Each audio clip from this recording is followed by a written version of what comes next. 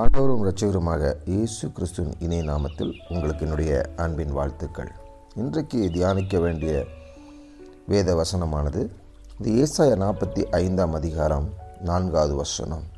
அந்தகாரத்தில் இருக்கிற பொக்கிஷங்களையும் ஒளிப்பிடத்தில் இருக்கிற புதையல்களையும் உனக்கு கொடுப்பேன் என்று கர்த்தர் சொல்லுகிறார். ஆம், எனக்கு பிரியமானவர்களே, இன்றைக்கு யாக்கோபு கேட்ட கேள்வி, என் குடும்பத்துக்கு நான் எப்பொழுது சம்பாதிப்பேன் என்று கேட்கிறார். 14 வருஷம் 2 மனைவிகளுக்காக கடுமையான உழைத்தான். அப்பொழுது தான் அவன் கேட்கிறான், இனி நான் எப்படி சம்பாதிப்பேன்? ஏன்னா லாபான் என்கிறவன் அவன் வஞ்சிக்கிறவனான் இருக்கிறான். இந்த உலகம் கர்த்தருடைய பிள்ளைகளுடைய சொத்துகள், சுகம், பணம் எல்லாவற்றையும் திருடிக்கொள்ளவே முற்படுகிறான். நான் எப்படி சுதந்திரிப்பேன் என்று ஆபிரகாம் கேட்டதற்கு கர்த்தர் சொல்கிறார், 4ஆம் தலைமுறை வரைக்கும் அவர்கள் புறஜாதி தேசத்தில், அந்நிய தேசத்தில் அடிமையாக இருப்பார்கள். அந்த 4வது தலைமுறையிலே அவர்கள் சேவித்த ஜாதிகளை நான் நியாயம் தீர்ப்பேன். அதற்கு பிறகு மிகுந்த பொருட்களோடு புறப்பட்டு வருவார்கள் என்று சொல்கிறார். ஆம், எனக்கு பிரியமான இந்த பூமியிலே இந்த உலகமானது பொல்லாங்கான் கிடக்கிறபடினால நமக்கு வரவேண்டிய உன்னதமான ஆசீர்வாதங்கள் எல்லாவற்றையும் அவன் திருடிக்கொள்ளவும் அபகரிக்கவும் ஜீவனையே எடுக்கும்படியாக சுற்றி கொண்டிருக்கிறான். ஆனால் கர்த்தர் சொல்கிறார், நான் அவனை ஜெயித்தேன் என்று சொல்கிறார். ஒரு ஆவிக்குரிய மறைமுகமான யுத்தமானது நமக்கு பின்பாக செயல்பட்டு கொண்டிருக்கு. இது சாதாரணமான ஆட்களை பாதிப்பதில்லை. சுயமாக சிந்தித்து சுயமாக செயல்பட்டு நான் என் குடும்பம் என்று சொல்லுகிற ஆட்களை அது ஒருபோதும் பாதிப்பதில்லை.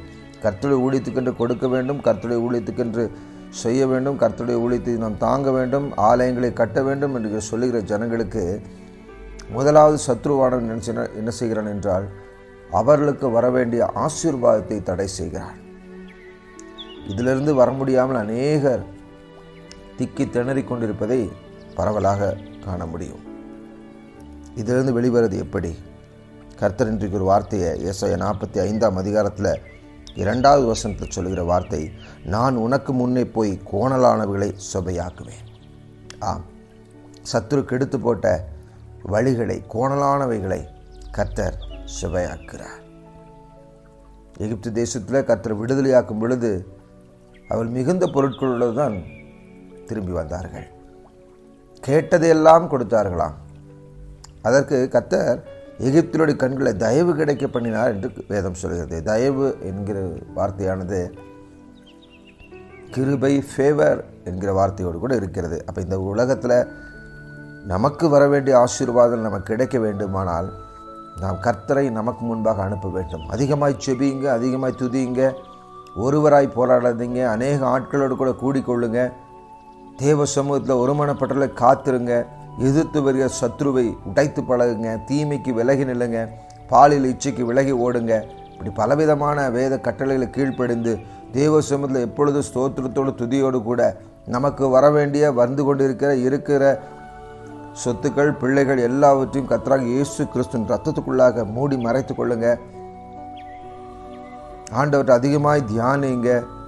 வெண்கல கதவுகள் இருப்பு தாழ்பார்களெல்லாம் கர்த்தர் உடைக்க வேண்டும் என்று சொல்லி காத்திருங்க. எரிகோ மதில் எப்படி துதியினால் உடைக்கப்பட்டதோ, இன்றைக்கும் நம்மை சுற்றி சத்ருவான் கட்டி கொண்டு இருக்கிற அத்தனை எரிகோ மதில்களும் கர்த்தர் உடைக்க வல்லவராய் இருக்கிறார். கண்களை மூடி நாம் ஜெபிப்போமா?